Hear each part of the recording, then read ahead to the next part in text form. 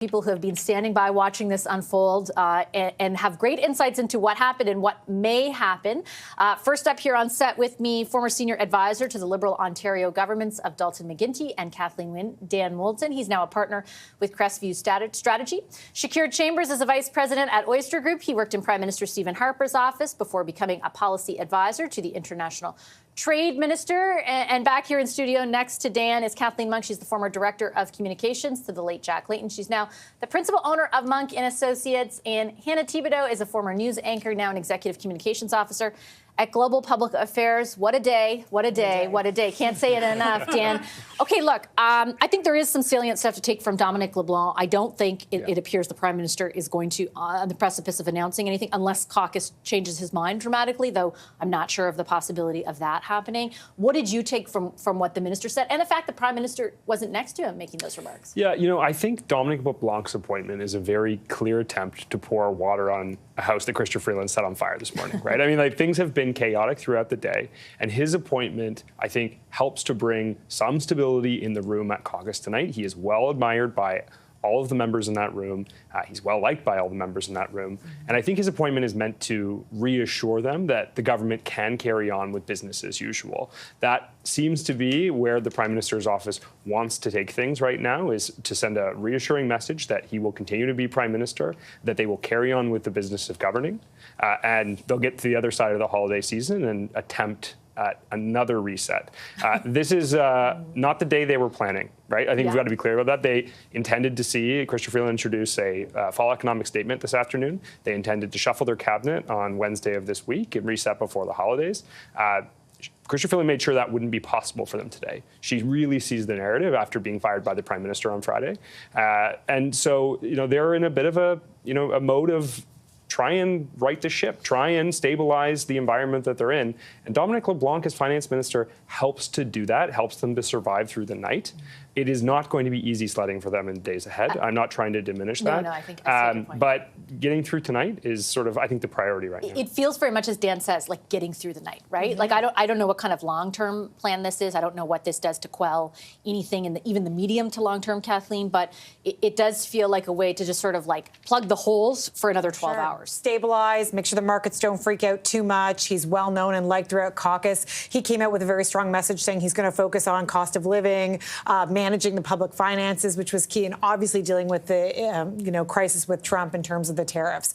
But what's so interesting to me is that, for many years now, many of us pundits alike have criticized, multi-partisan pundits have criticized sometimes Chrystia Freeland's communication style, that it hasn't been effective or hasn't had impact. Well, today she had a lot of impact. She did maximum impact. Her rollout has been impeccable in terms of timing on the day with the most impact. And even her walking into caucus, I saw some video of her just walking into caucus confidently and doing that and showing up is really important. Let's be clear. Dominic LeBlanc's biggest qualification for being finance minister today is that he said yes after everybody else said no. Honestly, because so many people would have said no to that job.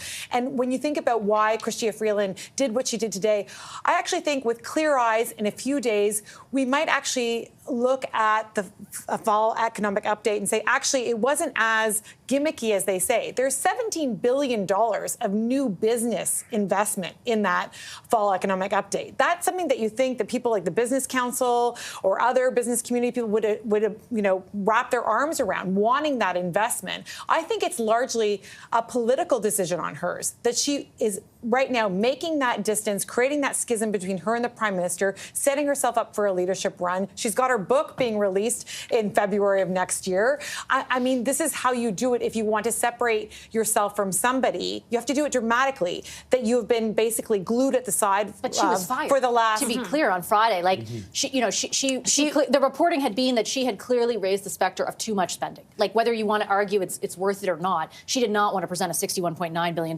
deficit as was tabled this afternoon.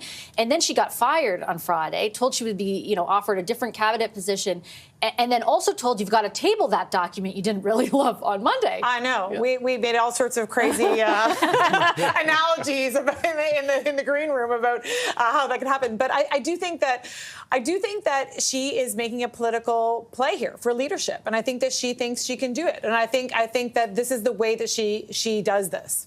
Okay, I want to bring in Shakir Chambers, who has also been listening to, or watching, I should say, all of this unfold. Does it surprise you, Shakir, that we still haven't heard directly from the Prime Minister? Yeah, I think that's just bad issues management. I mean, when you have a situation like this that we've all pretty much characterized as chaos, it's very odd to see, the First Minister of this country not come out and say anything. Whether it's a matter of I'm sticking around and I have things under control, there's going to be a transition in finance ministers, whether it's I'm going to resign, just coming out and assuring the Canadian public that, things are okay and I'm going to calm things down. So I think it's a very odd thing for him to do. And again, I think it's just poor issues management. On the notion of Dominic LeBlanc being the finance minister, I would just, for what Dan said, I'm not sure people want business as usual. I think that's the actual problem, right? I think when the Prime Minister goes to caucus, I think the issue here is that they don't want to just survive the next 24 and 48 hours. They want to see a plan moving forward of how they're going to save their own skin, how they're going to save their own seat, right? Their own seat moving forward. What is that electoral strategy? And I think that's what's missing. I think a lot of caucus members are going to look at the Prime Minister and say, go ahead. I'm so sorry to interrupt. There is one caucus member, David McGuinty, who's up there talking right now. I just want to swing over and listen in live.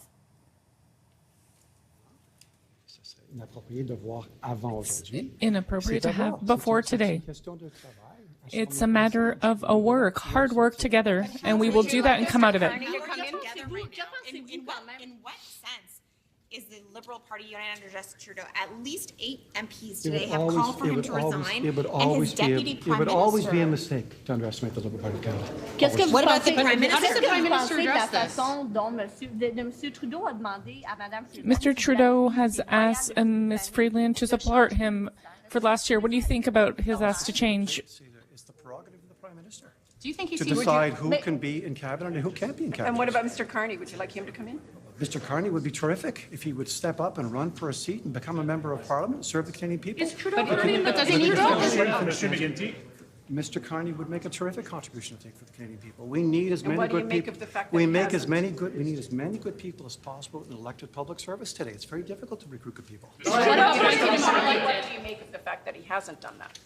I don't. You have to ask him. It's true. What do you I've think? I've met Mr. Carney once in my life for 30 seconds at our caucus retreat in BC.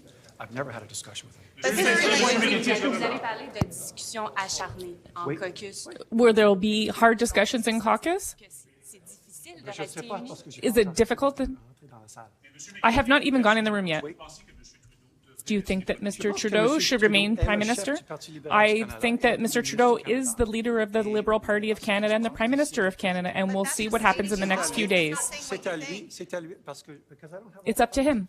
Because I don't know the context. I don't know. I'm not privy to this. Do you think I sit in the conversations between the Minister of Finance and the Prime Minister? Of course I don't.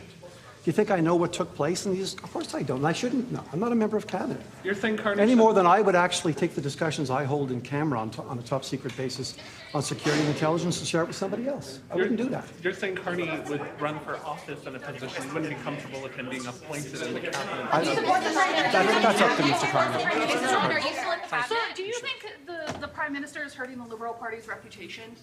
It would be a mistake to underestimate the Liberal Party of Canada. But what about the Prime Minister? It would be a mistake to underestimate the Prime Minister of Canada. Thank you, sir. That is David McGuinty, a Liberal MP, scrumming with reporters or speaking to reporters as he heads into caucus. Many other MPs are already in there, some voicing their support for the Prime Minister, others declining to do so. One, we're told so far, Chad Collins saying that he should resign. Another 2 who came on this program, Helena Jaczek, and Anthony Housefather, saying the same. My understanding is that Chrystia Freeland is attending that caucus, that in fact she got a standing ovation when she arrived. We are also told that the Prime Minister will attend that caucus, so we'll certainly keep our eye on how that transpires. Shakir, I'm so sorry. I rudely cut you off to listen in there. There were some comments from Mr. McGuinty about not underestimating the party. And we'll see what happens over the coming days when it comes to the future for the Prime Minister's leadership. It does not sound like the Prime Minister is about to announce he's stepping down tonight, that's for sure. Yeah, I feel the same way. And listen, that's his prerogative. But I think when you have people coming on your show saying publicly they wanted to step aside, we've been hearing this for months and months and months. I mean, as an average Canadian, when you have your own caucus member, when they hear their own caucus member saying the Prime Minister step aside, why would they ever vote for you, right? I think that's the biggest issue that I'm concerned with. If you're the Prime Minister, I think at some point you need to come to the realization that you just might be the biggest obstacle for your party moving forward, and have some self-reflection and move aside for someone to take over that leadership. And hopefully, if you can, propel your party to do a little bit better in the upcoming elections.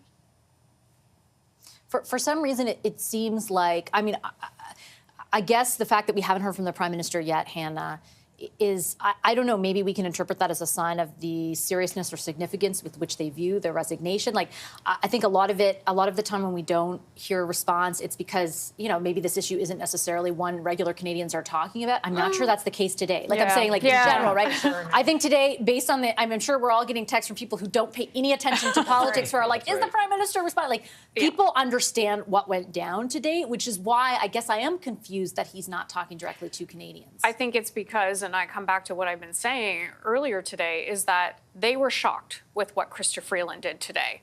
I don't think they had any clue that she would not be delivering the fiscal update as well. One thing that Dan was talking about is now they put Dominic in there to right the ship. However, what I think we have to consider is that she literally tore a big hole in that ship, and now what Dominic is trying to do with probably a cup is keep that ship from sinking. And if you listen to, I'm not listening to exactly what Dominic says, it's what he didn't say. He was asked if the Prime Minister should resign. He did not say he shouldn't. What he did go on to say is he's focused on the work that Canadians want when it comes to the economy, when it comes to the dealing with Donald Trump. And then he was asked the question specifically, do you think these issues that Ms. Freeland was talking about, the GST holiday, the $250 rebate, are they political gimmicks? He didn't answer that question specifically either. He twisted himself and wormed himself out of answering that specifically. So if you listen to the nuances of that, he's not saying he's not going to resign, for one thing, and I'm sure they're having discussions.